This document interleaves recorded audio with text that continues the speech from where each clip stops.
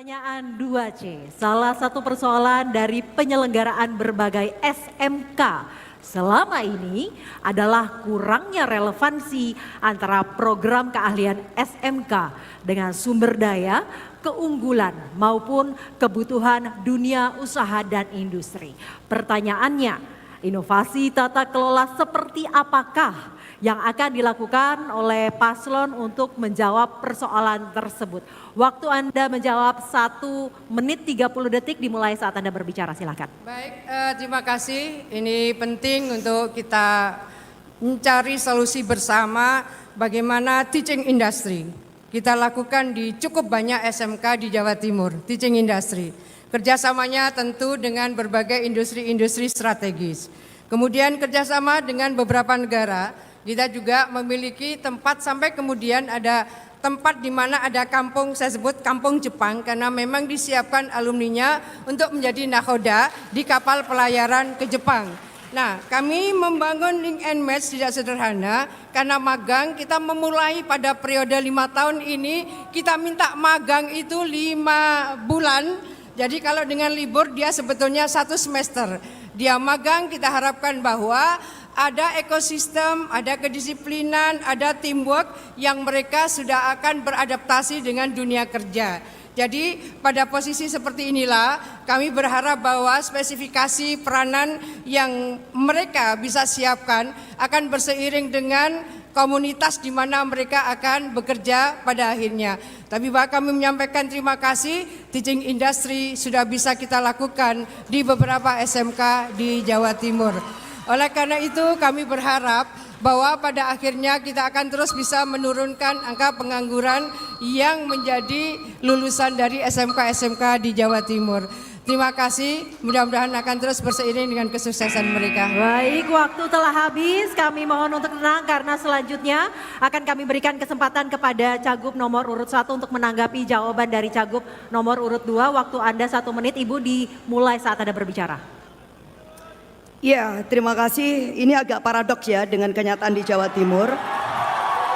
Karena angka pengangguran terbuka itu justru disumbangkan oleh SMK. Itu artinya, mohon maaf Ibu Khofifah, bahwa tidak ada perencanaan yang sangat matang dan berbasiskan kepada studi analisis yang mendalam terkait dengan kebutuhan industri dan juga daya dukung serta ekosistem di mana SMK itu didirikan. Oleh karena itu kalau Lulu Lukman jadi gubernur, kita akan merekrut dewan pakar untuk menyusun kurikulum bersama-sama dengan pemerintah dan sekolah agar bisa menghasilkan kurikulum yang dibutuhkan.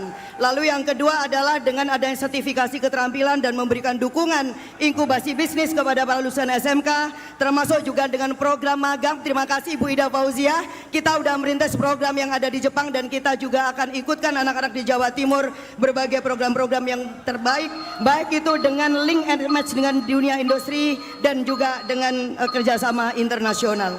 Ya. Baik, cukup waktu ya. Masih ada. Dan waktu telah habis dan selanjutnya akan saya berikan kesempatan kepada Cagup nomor urut 3 untuk menanggapi. Waktu Anda 1 menit, Ibu dimulai saat Anda berbicara, silahkan. Jadi pernahkah kita melihat data bahwa yang anak SMK lulusan sekolah SMK swasta lah yang mereka banyak menganggur. Kenapa? Karena mereka tidak punya fasilitas untuk uji lab dan sebagainya. Karena itu saat Tuhan mempercayai kami, maka kita tidak pernah membedakan SMA, SMK negeri swasta maupun di pondok pesantren. Yang kedua adalah permasalahan utamanya bukan match-match. Karena SMK itu dikelola dengan BLUD. Mana mungkin sekolah mencari uang untuk menghidupi pendidikan itu.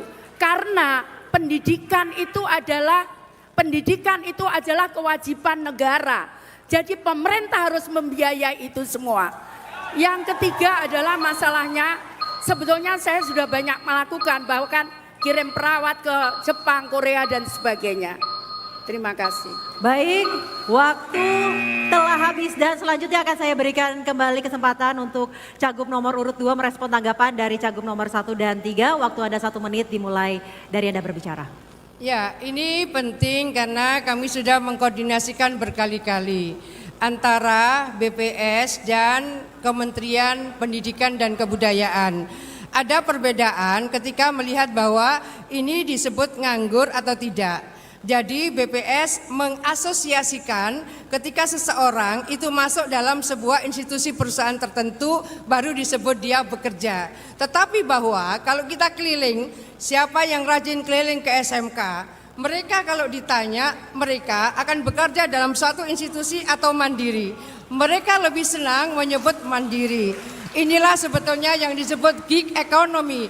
Era dunia adalah era gig economy. Mereka ingin kontrak-kontrak jangka pendek, bukan kontrak jangka panjang. Kemudian soal BLUT, saya ingin menjelaskan bahwa di Jawa Timur 67 BLUD.